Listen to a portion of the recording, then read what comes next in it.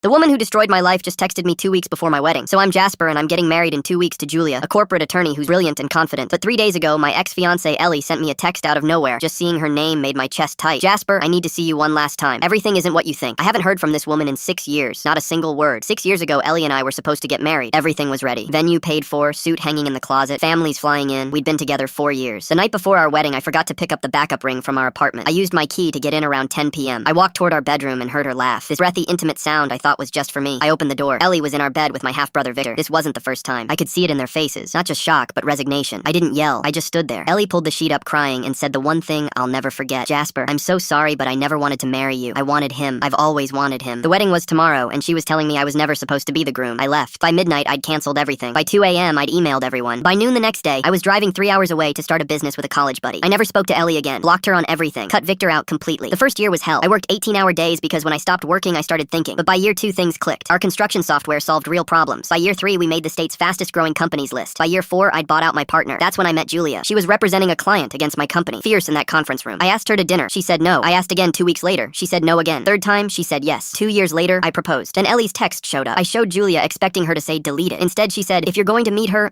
on your terms. Close that door properly. So I texted back, I'll meet you tomorrow, 7 p.m. at the Edison Lounge. Come alone. Public place, nowhere we used to go. What I didn't tell her, Julia insisted on coming. I'm your future, and she needs to see that clearly. We showed up at 6:45. Julia in a charcoal suit. We took a corner booth. Ellie arrived at 7:03. I barely recognized her. She looked diminished. 6 years ago, she was confident, vibrant. Now she looked like she'd aged a decade. No rings. Her eyes had this desperate, hollow look. She saw me then, Julia. Her face fell. Jasper, I didn't realize you'd bring other people. You said you needed to talk. So talk. This is Julia, my fiancé. Ellie looked at her and something crumbled. Could we talk privately? No. Whatever you have to say it here. She sat down, tears forming. Jasper, I know what I did was unforgivable, but I don't have time for this. Tell me what you came to tell me. Victor and I, it wasn't supposed to. Do not tell me it just happened. I saw wine glasses. You were having a date night in our apartment. You're right. It had been going on 3 months, but you have to understand. I don't have to understand anything. You betrayed me with my own brother while planning to marry me. I know what I did and I've paid for it. God, have I paid? Julia spoke up. Paid for it? How? By facing consequences? Ellie shot her a look. Victor left me after everything blew up. I lost my job. Friends took your side. My parents barely speak to me. Hearing that, I felt nothing. No satisfaction. Just hollow. And what does that have to do with me? I've spent 6 years regretting it. I've been in therapy. I just needed you to know I'm sorry. You hope what? Julia interrupted. That he'll forgive you so you feel better? I wanted closure. No, you wanted absolution. You want him to tell you it's okay. That's not his job. I put my hand on Julia's. You want me to make you feel less guilty, but I can't do that. What you did changed everything. I rebuilt from scratch. Honestly, I'm better for it. The life I have, the business, the woman I'm marrying, none of that would exist if you hadn't done what you did. So you're glad it happened? I'm saying I've moved on completely. I don't think about you. I don't wonder what if. You're nothing to me now. Jasper, please. Thank you for coming. I needed to see you to realize how over this I am. This is goodbye, Ellie. Julia stood beside me. From this point forward, you do not contact Jasper again. Not for closure, not for apologies, not for anything. We're getting married in 10 days. Are we clear? Ellie nodded, tears streaming. We left her there. An hour later, I got a text from an unknown number. Victor, I heard you met with Ellie. We should talk too. I blocked him immediately.